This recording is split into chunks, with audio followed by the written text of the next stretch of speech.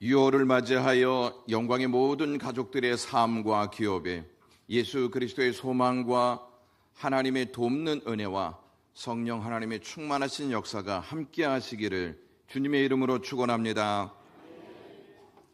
교회에 있어서 6월은 7월에 있을 여름 사역을 준비하는 중요한 달입니다. 7월에 있을 여름 사역은 교육부서만이 아니라 우리 장년부도 함께하는 신령한 사역입니다. 우리 장년부는 작년과 마찬가지로 6월 한 달간 먼저 교육부서의 여름 사역의 주제 말씀을 가지고 하나님께서 주시는 은혜를 나눌 것입니다. 올해 여름 사역의 주제는 최고의 코치 예수님이고 소주제는 내가 바로 교회예요 라고 하는 내용입니다. 예수님은 우리의 영원한 인도자이시며 우리의 영원한 코치가 되시는 줄로 믿습니다. 공동체의 운명은 누가 코치가 되느냐, 코치의 말에 공동체가 전적으로 순종하느냐, 이것에 따라 운명이 달라진다는 사실을 아실 필요가 있습니다. 2002년 월드컵에서 극과 극을 달린 두 선수가 있었습니다. 이운재 선수와 김병지 선수입니다. 사실 월드컵을 하기 전 오랫동안 한국 제1의 골키퍼는 김병지 선수였습니다. 그에게는 골 넣는 골키퍼, 축구에 패션을 도입한 선수, 꽁지 머리라고 하는 여러 가지 별명이 붙었고 타의 추종을 불허하는 거미손이었습니다. 그런데 그는 한 수 아래 여겼던 이운재 선수에게 자리를 빼앗겼습니다. 그 이유는 단 한 가지 때문이었습니다. 월드컵 전에 홍콩에서 있었던 칼스버그컵 대회에서 골문을 비워두고 중앙선까지 몰고 가다가 볼을 빼앗겨 골을 먹을 뻔한 사실이 있었습니다. 그때 히딩크 감독은 대노했다고 합니다. 김병지는 믿지 못할 선수, 감독의 명대로 따르지 않는 선수라는 생각을 하게 되어 오랫동안 대표 선수에서 발탁되지 않았습니다. 그러다가 간신히 월드컵에는 대표 선수로 뽑혔지만 경기장에는 1분도 들어가지 못하고 벤치에 앉아 응원만 하는 응원 선수가 되었습니다. 반면에 이운재 선수는 히딩크 감독의 지시와 명령을 충실히 따랐습니다. 비록 그의 플레이는 김병지 선수에 비해 화려하지는 않았지만 감독을 안심시키기에 충분했습니다. 결국 그는 월드컵에서 크게 활약함으로써 세계적인 골키퍼로서의 입지가 굳혀졌습니다. 히딩크 감독은 자기의 말에 불순종하는 선수를 빼고 자기의 말에 잘 순종하는 선수를 기용하였습니다. 그 결과로 한국은 2002 월드컵에서 4강에 진출하는 쾌거를 이루었습니다. 그리고 히딩크 감독의 말에 전적으로 순종했던 이운재 선수는 세계적인 골키퍼로 스타덤에 올랐습니다. 신령한 공동체인 교회의 운명은 최고의 코치이신 예수 그리스도의 가르침에 따라 순종할 때 복되게 결정되는 줄로 믿습니다. 신앙생활하는 우리는 먼저 우리 자신이 누구인지에 대해서 잘 알아야 합니다. 여러분들은 여러분 자신이 누구라고 생각하십니까? 여러분 자신이 누구인지를 알아야 여러분이 가치 있는 존재인지를 알 수 있습니다. 의외로 예수님을 믿는 사람들이 자존감이 낮다는 사실을 아십니까? 제가 청년들과 함께 비전 출입을 가서 충격을 받은 것 중에 하나가 대다수 청년들이 자존감이 낮다는 것이었습니다. 왜 자존감이 낮은 줄 아십니까? 자신이 누구인지 정확히 알지 못하기 때문입니다. 자신이 누구인지를 잘 모르니까 존재 가치를 모르게 되고, 존재 가치를 모르니까 불안하게 자신감 없이 사는 것입니다. 존재 가치를 모르니 무엇을 위해서 어떻게 살아야 할지 모른다는 것입니다. 자존감의 문제는 자신이 누구인지 알아야 해결되고, 자신이 누구인지를 알 때 무엇을 위해 어떻게 살아야 하는지도 알게 됩니다. 내가 누구인지는 예수 그리스도를 바로 알고 있느냐 없느냐에 따라서 명확히 구분됩니다. 그분이 나를 위해 무엇을 하셨는지 알 때 내가 누구인지를 알 수 있고, 내가 얼마나 귀한 존재인지를 알 수 있게 된다는 것입니다. 6월 한 달간 우리는 나는 누구인지, 나는 무엇을 위해 어떻게 살아야 하는지, 이 존재에 대한 문제를 하나님의 말씀을 통해서 같이 상고해 보겠습니다. 나는 누구인가? 나는 어떠한 존재로 살아야 하는지에 대한 답을 제공하는 말씀이 오늘 본문 말씀입니다. 오늘 본문 말씀은 올해 여름 성경학교와 수련회의 주제 말씀이기도 합니다. 오늘 본문 말씀은 다음 주까지 2주에 걸쳐 다루어 보겠습니다. 오늘 본문 말씀을 이해하기 위해서 먼저 기본적으로 3가지를 알고 있어야 합니다. 첫째는 서신의 수신자가 누구인지 알아야 합니다. 다른 하나는 베드로가 편지를 쓸 당시 상황을 잘 이해하고 있어야 합니다. 마지막으로 베드로가 왜 베드로 전서를 썼는지를 알고 이 내용을 이해해야 합니다. 베드로가 누구에게 이 편지를 썼는지는 1절에 기록되어 있습니다. 예수 그리스도의 사도 베드로는 본도, 갈라디아, 갑바도기아, 아시아와 비두니아에 흩어진 나그네라고 하는 이 대상을 향하여 편지를 썼습니다. 여기서 흩어진 나그네는 유대인, 즉 이스라엘 사람이 아닌 이방인으로서 예수 그리스도를 믿고 신앙생활하며 사는 교인들을 뜻합니다. 베드로가 편지를 쓸 당시는 믿는 자들에게 있어서 매우 어둡고 소망이 전혀 없어 보이는 고난의 시기였습니다.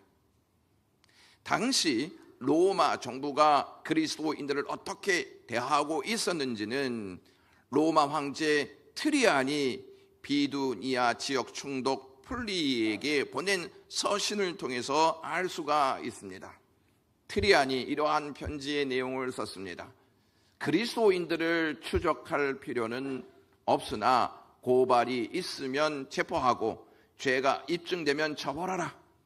그러나 자신이 그리스도임을 부인하는 경우 로마의 신들에게 기도를 드리게 하고 그것을 행할 경우 용서해 주라. 이것이 로마 황제 트리안의 결정이었습니다. 그의 서신 내용을 보면 로마 제국하에서 그리스도인들이 평화로운 삶을 살았을 것이라고 짐작할 수는 있으나 그렇지 않았습니다. 그리스도인들은 이웃의 태도에 따라 안전과 불안정이 구분되었습니다. 이웃에 있는 사람들이 이 사람이 예수 믿는 사람이요 라고 고소하면 그 사람은 핍박과 박해를 받았습니다. 베드로가 이 편지를 써서 보낸 목적은 힘겹고 고달픈 상황에서 탄압과 핍박을 받는 이방인 그리스도인들에게 어떻게 믿음을 가지고 어려운 상황을 슬기롭게 극복해 나아가야 하는지를 알려주고 있고, 비록 고난과 핍박이 있을지라도 그리스도인은 끝내 승리할 것이다 라고 하는 확신을 심어주기 위해서 쓴 것입니다. 그래서 베드로 전서를 소망의 편지, 격려의 편지라고 부르기도 합니다. 당시 그리스도를 믿는 이방인 성도들은 교회 안과 밖에서 서름과 고난을 당하며 힘겹게 살았습니다. 그들은 교회 안에서 서름을 당했습니다. 이방인 성도들은 유대인 성도들과 늘 비교의 대상이 되었기 때문입니다. 초대교회는 이스라엘 사람들, 즉 유대인을 중심으로 시작되었기 때문에 이방인 성도들이 교회 내에서 자리를 잡고 신앙생활하기가 매우 어려웠습니다. 유대인 성도들은 하나님이 택한 백성들이 우리가 제사장 나라이고 거룩한 나라의 정체성을 가지고 있다, 이러한 마음을 가지고 신앙생활을 했습니다. 반면에 이방인 성도들은 이방신을 섬기면서 거룩하지 못한 삶으로 살았다가 예수 그리스도의 은혜로 교회에 들어오게 되었다는 것입니다. 이러한 차이점이 그들에게는 늘 비교의 내용이 될 수밖에 없었습니다. 또한 이스라엘 사람들은 이미 구약 성경을 중심으로 하나님을 믿어왔기 때문에 말씀을 들을 때마다 한 구절 하나하나가 그들에게는 큰 의미로 다가왔습니다. 그 말씀을 기반으로 그들은 신앙이 점점 자라나는 것처럼 보였습니다. 그러나 이방인 그리스도인들은 말씀을 이해하기가 매우 어려웠습니다. 말씀에 대한 역사성, 그 의미를 잘 몰랐기 때문입니다. 그러므로 자연스럽게 비교의 대상이 될 수밖에 없었던 것이었습니다. 유대인들은 이방인 성도들이 하는 행동 하나하나가 참 어설프다, 어린 아이와 같다는 생각에 겉으로는 하나인 것처럼 보여도 속으로는 서로를 구분하고 있었습니다. 나는 유대인들, 저들은 이방인들이라고 말입니다. 이러한 것들이 그들에게는 교회 안에서 큰 서름으로 다가왔습니다. 그러한 서름을 안고 교회 밖에서는 예수를 믿는다는 이유로 로마 정부로부터 차별의 대상이 되어서 핍박과 박해를 받았습니다. 따라서 이방인 그리스도인들은 혼란과 갈등을 겪어야만 했습니다. 교회 안과 밖에서 받는 서름과 고난으로 이방인 그리스도인들은 어떻게 해야 하는지에 대한 고민을 갖고 있었고 불편한 마음을 안고 살아야 했습니다. 이것을 오늘날 교회에 적용시켜 보자면 이렇습니다. 교회 안에는 소위 말해서 교회 개척 멤버들이 오랫동안 자리를 잡고 있습니다. 그 교회에 다른 종교를 믿다가 하나님의 은혜로 예수 그리스도를 믿게 되어 교회 안으로 들어와 신앙 생활을 하는 성도들이 있습니다. 기쁨으로 신앙 생활을 시작했는데 교회 안으로 점점 들어오면서 개척 멤버들과 어울려 신앙 생활하기가 버겁고 불편함을 느끼게 된다는 것입니다. 이것이 쌓이다 보니 회의를 느끼기까지 하고 때로는 서러움을 당하기도 합니다. 교회 밖에서는 세상 사람들이 예수 그리스도를 믿는 것들은 이 사회에서 없어져야 해. 나는 예수 믿는 사람들을 경멸해. 자기들만 구원이 있다고 주장하는 예수쟁이들은 이기적인 집단이야 라며 쓴 소리를 마구 쏟아붓고 있습니다. 예수 그리스도를 믿는다는 이유로 사회에서도 어려움을 겪습니다. 이 두 가지 상황이 계속되니까 어떻게 살아야 하는지 고민을 갖게 될 것이고 불편한 마음이 사라지지 않고 우리의 중심에 서 있습니다. 교회를 봐도 교회 밖을 봐도 희망이 없어 보이는 절망적인 상황이라면 신앙생활 하기가 얼마나 어렵겠습니까? 많은 갈등과 고민이 있지 않겠습니까? 그러면서 나는 누구인가? 내 존재는 과연 가치 있는 존재인가? 라고 하는 문제점들은 점점 더 커가는 경험을 하게 되는 것입니다. 이방인으로서 교회 내에서도 서름을 받고 교회 밖에서도 어려움을 겪는다면 도대체 나는 누구인가 하는 질문이 저절로 나오지 않겠습니까? 유대인들에게도 속해 있지 않고 그리스도를 믿는다는 이유로 사회에서 핍박과 박해를 받고 있으니 그들은 우리는 무엇인가 하는 질문을 하지 않겠냐 하는 것입니다. 그 질문을 하면서 그들은 점점 더 고민이 깊어갔습니다. 급기야 버림받았다는 느낌마저 들 때도 있습니다. 우리도 교회에서 서름을 당하고 예수를 믿는다는 이유로 사회에서 피해를 받게 되면 버림받는 것과 같은 고통을 느끼게 됩니다.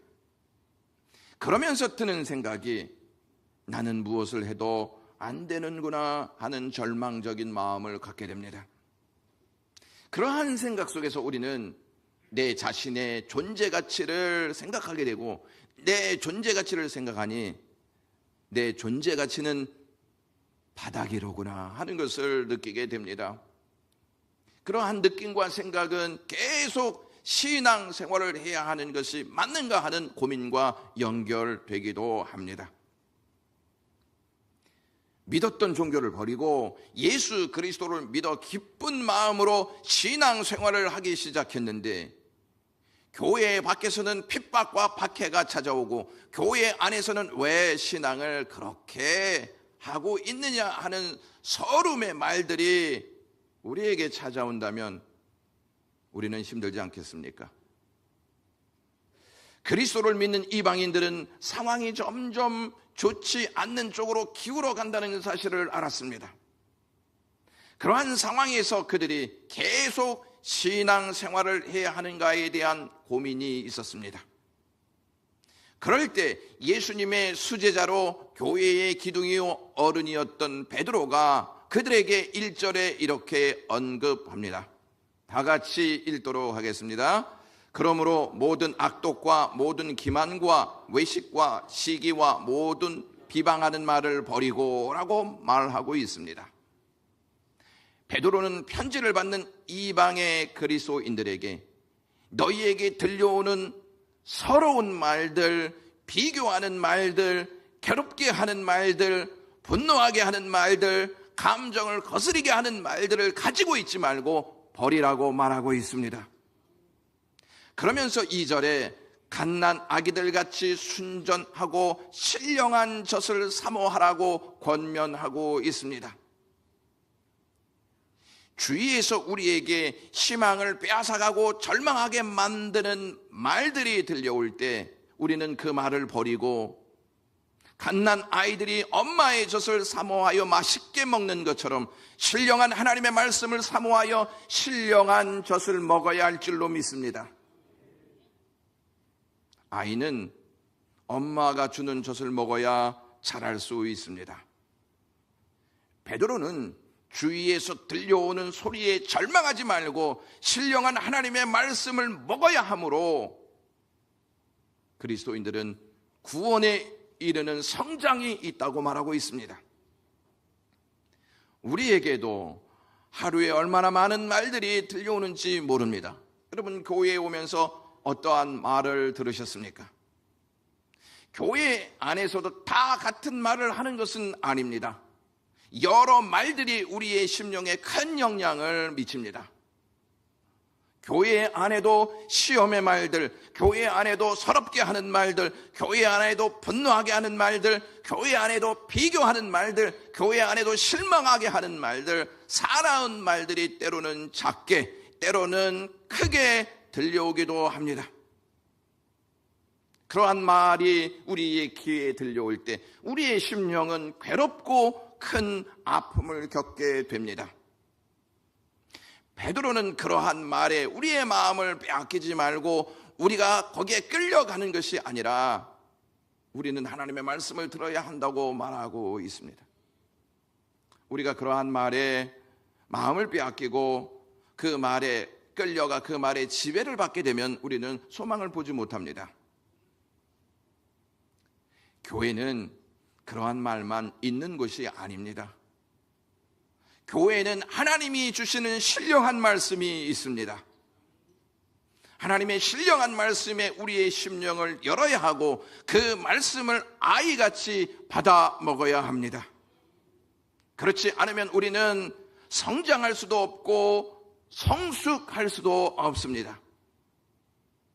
직분을 가졌다고 교회를 오래 다닌다고 저절로 성장하고 성숙되는 것은 결코 아닙니다.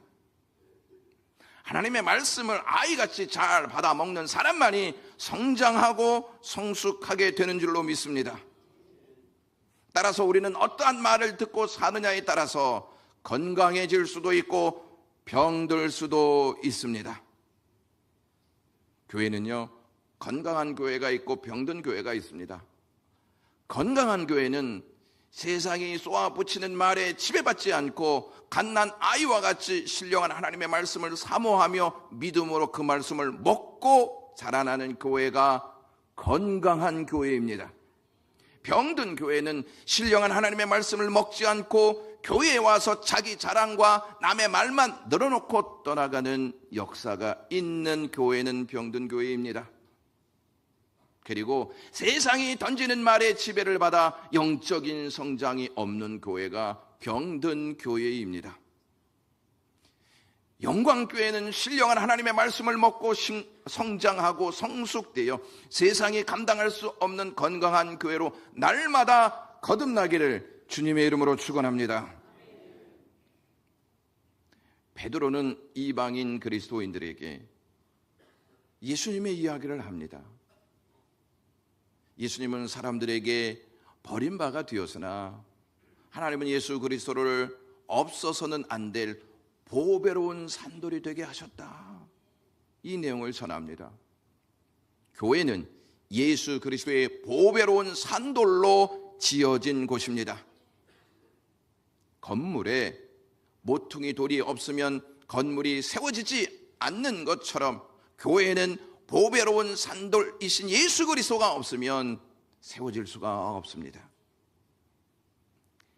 베드로의 말은 이러한 말입니다.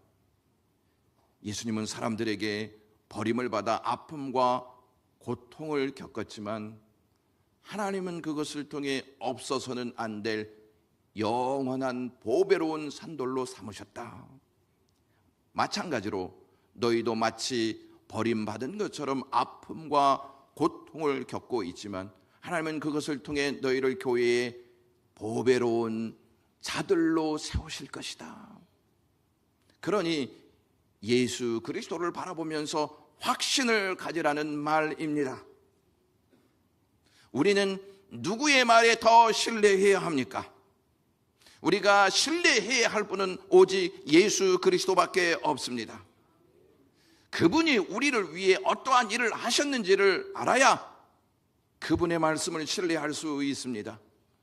우리가 신뢰하고 있는 분이 예수 그리스도이시라면 그분이 우리에게 무슨 말씀을 하고 계신지에 대해 우리는 귀를 기울이고 그 말씀을 신뢰하며 순종해야 할 줄로 믿습니다.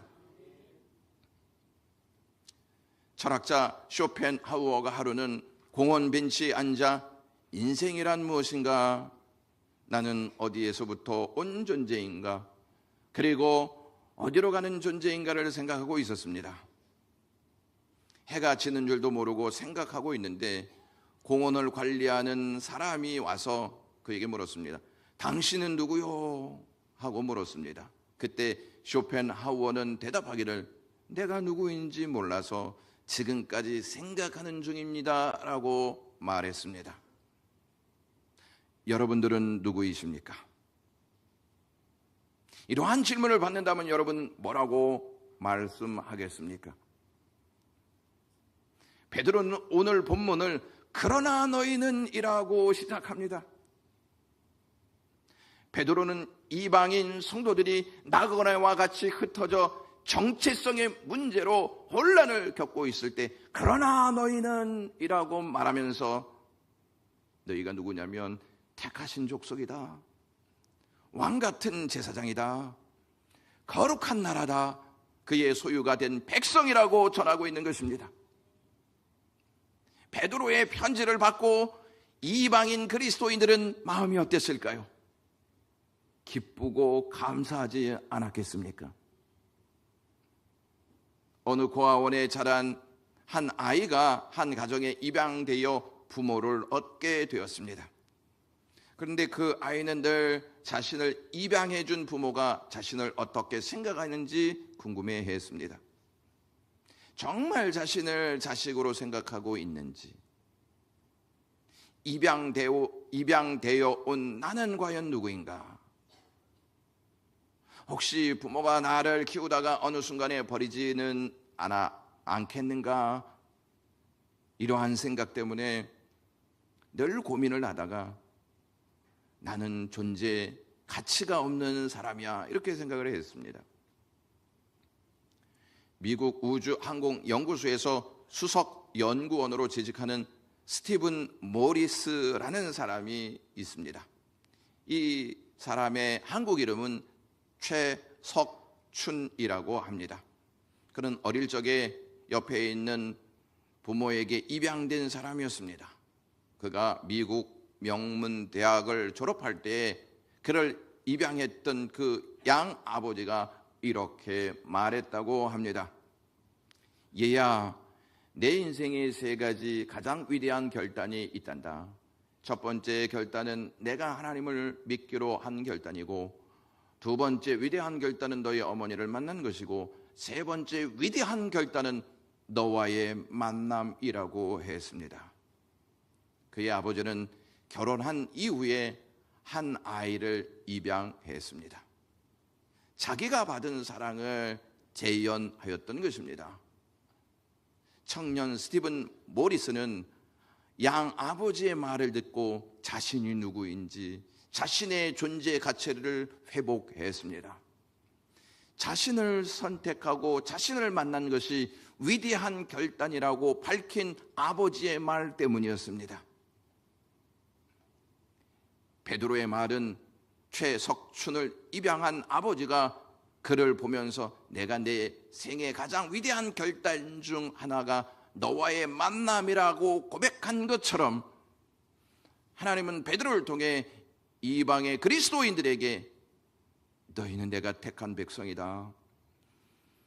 너희는 왕같은 제사장들이다.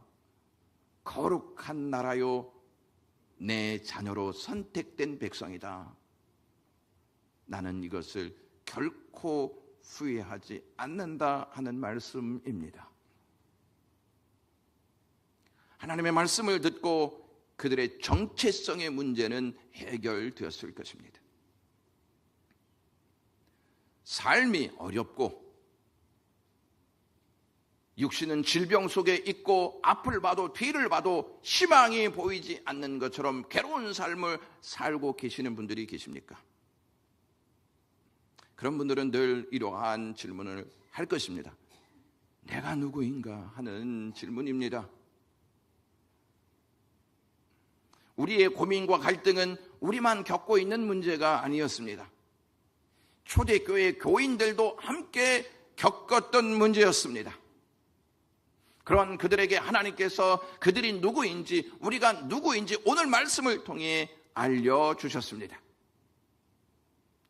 우리는 하나님께 선택받은 하나님의 백성입니다. 내가 하나님께 선택받았다는 사실보다 더 큰 축복이 어디에 있습니까? 사람에게서 존중을 받아도 감동이 됩니다. 하물며 죄인인 우리에게 과거를 묻지 아니하시고 우리의 미래의 은총과 명예와 축복으로 주님이 작정하시고 우리를 자녀로 삼아 주셨다는 사실이야말로 우리 생애 가운데 가장 큰 축복이 아니고 무엇이겠습니까? 나라도 우리를 버릴 수 있습니다. 사람도 우리를 떠날 수 있습니다. 사업도 내 손에서 떠날 수가 있습니다. 내가 오늘 누리고 있는 것이 계속된다는 보장도 없습니다. 그러나 하나님은 우리에게 내가 너를 떠나지 아니하며 내가 너를 결코 버리지 아니하리라 말씀하시면서 우리를 끝까지 붙잡고 계시다는 것입니다. 사랑하는 영광교회 가족 여러분, 우리가 어떻게 하나님의 택하신 족속이 되고 왕 같은 제사장들이 되고 거룩한 나라가 되고 그의 소유가 될 수 있습니까? 그것은 하나님의 긍휼을 얻었기 때문입니다. 하나님께서 우리에게 베푸신 긍휼은 하나님의 아들이신 예수 그리스도의 십자가에서 죽게 하심으로 확정하셨습니다. 예수 그리스도의 십자가 없이 하나님의 긍휼을 논할 수 없습니다.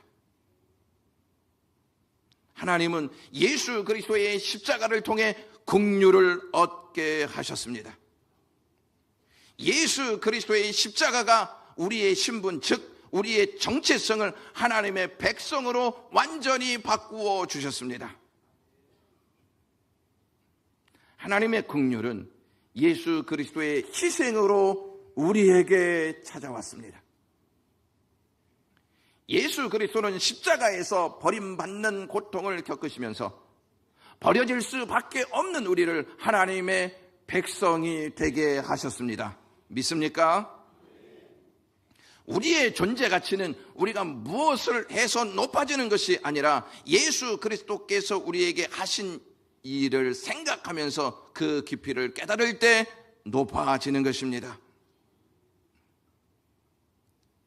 베드로는 이방의 그리스도인들에게 예수 그리스도를 믿기 전에 그들의 정체성을 이렇게 10절에 언급합니다. 너희가 전에는 백성이 아니더니. 그들은 하나님의 백성이 아니었습니다. 하나님의 백성이 아닌 자들에게는 하나님의 심판과 형벌밖에 없습니다. 왜냐하면 하나님의 긍휼을 얻지 못하기 때문입니다. 이 세상에서 가장 불쌍한 존재는 하나님의 긍휼을 얻지 못한 사람입니다. 하나님의 긍휼을 얻지 못한 사람들의 끝은 끔찍합니다. 하나님의 심판과 형벌이 기다리고 있기 때문입니다. 하나님의 심판과 형벌보다 더 끔찍한 일은 없습니다. 끔찍한 일이 기다리고 있는데 사람들은 희낙낙하며 자기의 소견대로 삶을 살아가고 있습니다. 긍휼을 얻은 자와 긍휼을 얻지 못한 자의 결과는 완전히 다릅니다. 우리는 하나님께 긍휼을 얻은 자이기 때문에 하나님께 대접받고 사는 인생입니다.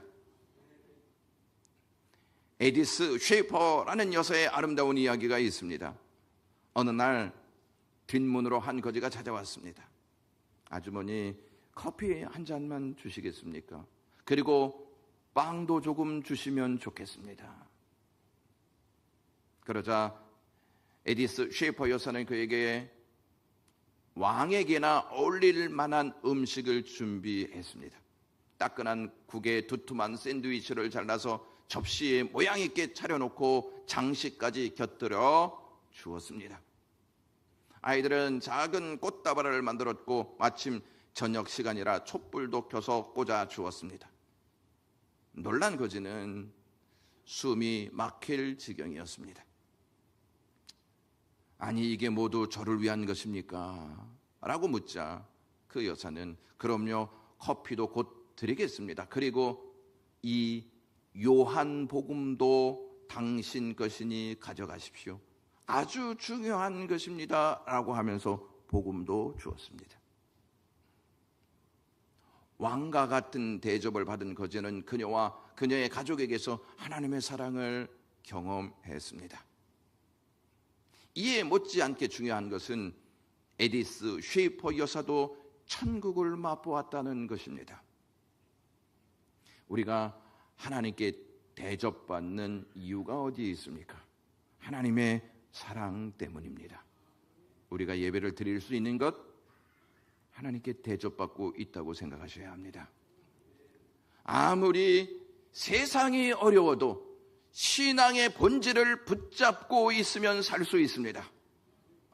서름이 있고 고통을 당하는 상황에서 사람들이 그것 봐라, 너희는 존재 가치가 없는 자들이다, 이렇게 말하며 쓴 소리를 쏘아붙일 때 하나님은 우리에게 오늘 본문 말씀을 주십니다. 다 같이 읽도록 하겠습니다.